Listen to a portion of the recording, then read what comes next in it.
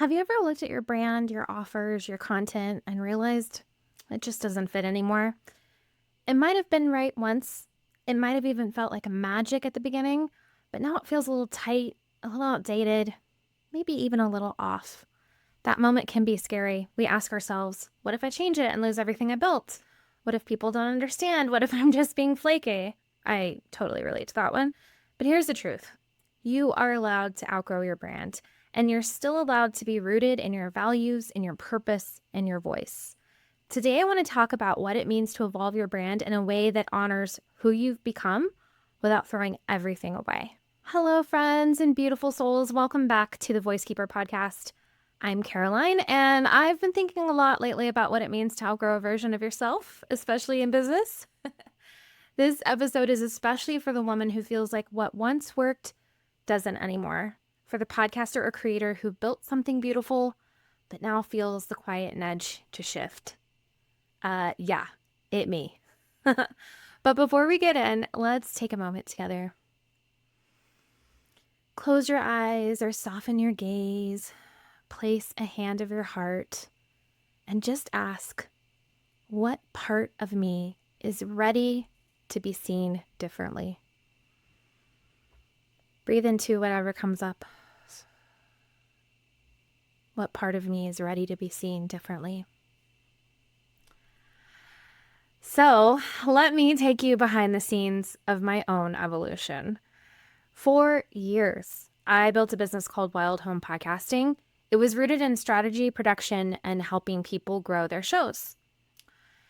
And it totally made sense for me at the time. I think about just what the world has been through. During the pandemic, podcasting exploded.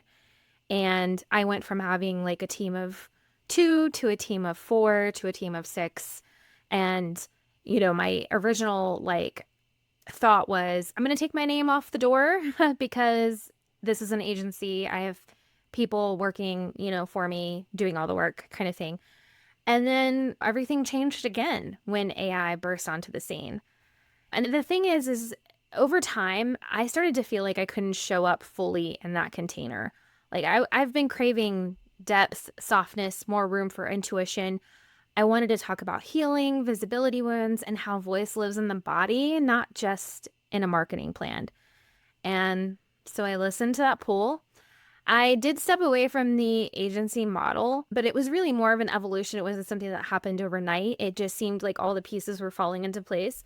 I still have editing clients. That's not something I'm letting go of right now. I love the clients that I'm editing for and working for, but it's definitely not an agency level of work, right? And so that's something that's really changed. I am working on getting certified as a meditation teacher, and I'm beginning some training as a spiritual coach. And I've rebuilt my brand as me, Caroline Hull, the Voicekeeper. It wasn't easy, but it was necessary because the work I'm meant to do now requires a new container, and that is a-okay. And can I just say, before we dive into the main content of this, the sense of relief and just peace that has come over me since making this name change has been astronomical, is the only word I can think of, to the stars and back.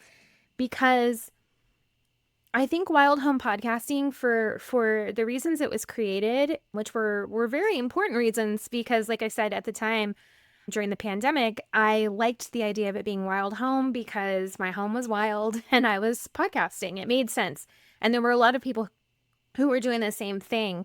And I loved the energy that brought to it, right? Wild home podcasting. It just felt like something a little bit deeper than just, hi, I'm a podcast editor. And I've never really identified with the traditional podcast editor kind of avatars that you see out there. I've always been deeper, wanted to be deeper.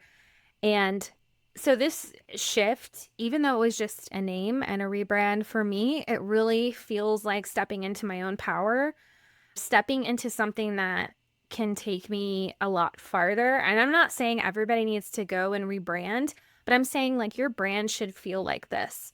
It should feel like it's me. This is me. And it doesn't necessarily mean that your brand also has to be your name either.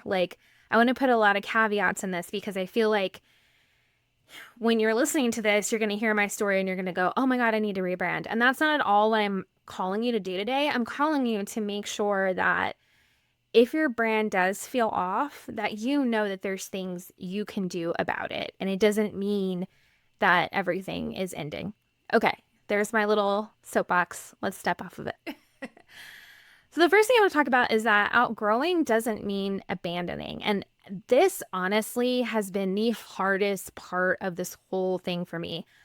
I have been literally working on what this new version of my business would look like for probably about 5 months or so. I mean, since January at least.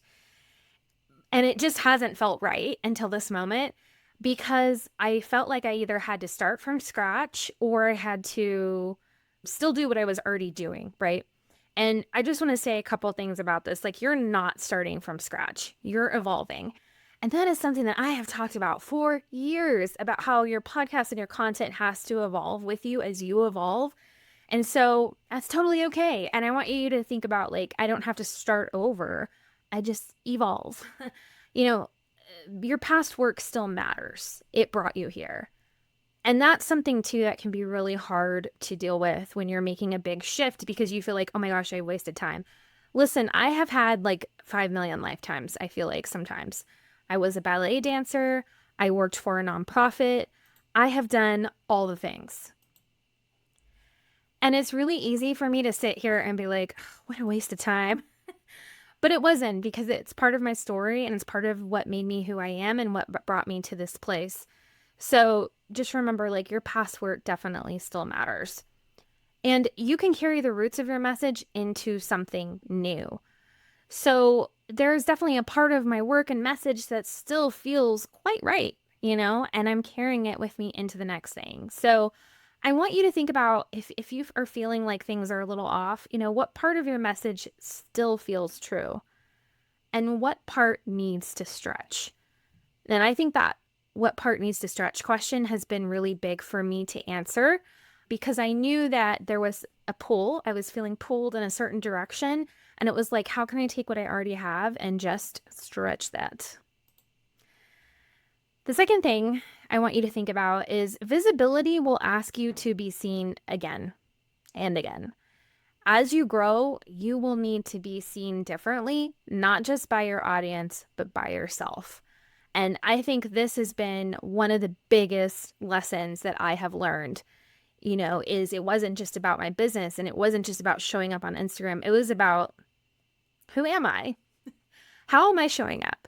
This is real tender stuff. It's vulnerable, but it's also incredibly, incredibly sacred. I have a client that I have been working with, and she amazingly has developed this podcast. And, I've just been here holding her hand along the way. And she's infused so much of her personality into it. When she sent me her first few videos, I was just like, oh my gosh, I love this so much because it's so you. And it really challenged her to show up exactly as she is, exactly as her. And it's been so amazing to watch. And the other thing about it is it's really challenged her to show up in her message, to really lean into the things that are important to her to talk about, whether or not she feels like she's mastered them. And I think that's something that's so, so key and so important.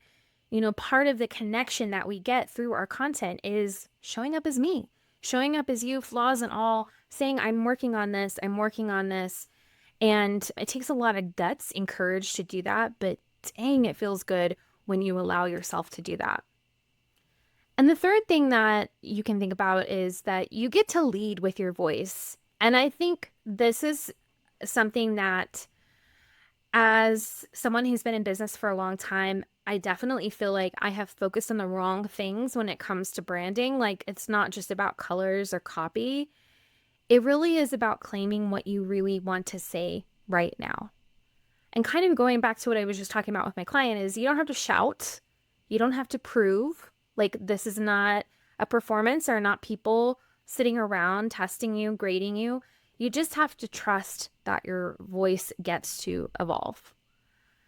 And, I want to offer you a little bit of permission because you're allowed to be both rooted and rising. You're allowed to say, this is the pedestal I'm going to stand on, but I'm still going to grow taller while I'm on it.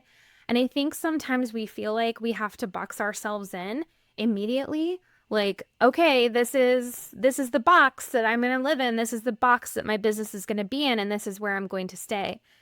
And that is just not the case. That's not the case for humans either. I was looking recently, Amy Porterfield even posted a post recently, and it was like, here's all my failures. And I loved it. I did like it a lot because it showed that, overnight success is not necessarily a thing. You do have to work at it. You do have to fail. You do have to evolve. You do have to grow to get to where you want to be. And I think where we get in trouble as business owners is we put ourselves into these boxes and then we don't give ourselves the space to grow. If we feel like we need to grow in a certain direction, we don't do it. And I think that sometimes that can be really detrimental to us growing in our work. Like the thing is the world is constantly changing. The world is constantly evolving. There are big, crazy, heavy things going on right now. How do I evolve as a person within those, and how does that evolve my business? Another really great example of this is Emily Lay. I have followed Emily Lay for years. In fact, her business conference was one of the first business conferences I ever went to back in 2010. That was a very long time ago, friends. And she's been speaking out a lot about the tariffs and how they are affecting her business. And that wasn't easy for her because she knew she was going to get a lot of pushback, but she really felt like it was something she needed to do. And it's led to this whole other side of her coming out and evolving. It's also led to a lot of respect from people as well. And so that's another really good example. Now, I'm not saying that you have to take a stance on anything big. I'm not saying that you have to make a bold statement. What I'm saying is that when you are feeling called and pulled in a direction, it's okay to follow it and see where it leads. No matter what box you've put your business in. And I know for me, the business owners that I have worked with, my coaches, things like that, the ones that I have had a lot of success with are the ones who have done this, who have also been open to what's outside the box and evolving and, that kind of thing. So I hope that this is an encouragement to everyone. I know that Caroline changed her name again. It can seem, like I said, it makes me feel flaky sometimes. I'm like, oh my gosh, am I flaky? Am I indecisive? And that's not it at all. I've been evolving, and it took me a minute to get here, to get to this place, and that's okay. Like I said, I've been on a journey, just specifically this small journey since January, but honestly, this entire spiritual journey since about 2 years ago started. And and I have been saying for probably 2 years or so that I don't just want to do podcasting. I still think podcasting is so important. I think it's an important medium, and I am here for it all day, every day. I will help you create a podcast. That's, I love that. But the work that I do is so much deeper and has been so much deeper. And it's been so hard to communicate that. And I really feel like with stepping into this new brand and this new space, it is allowing me to finally communicate that deeper work that I'm doing. So if you're in that place right now, feeling the tug to evolve, but unsure what comes next, I invite you to book a Voicekeeper Awakening session. It's a 60-minute space to reconnect with your voice, clarify what's shifting, and find your next aligned step. You do not have to do it alone. Let's find the thread together. And the link for that will be in the show notes. It's just carolinehull.com/awaken. And before we go, I just want to leave you with a little encouragement. Your brand is allowed to grow, your voice is allowed to stretch, and you are still you, rooted in truth, called to rise. Rooted in truth, called to rise. Until next time, keep listening in, keep speaking up, and know that your evolution is sacred.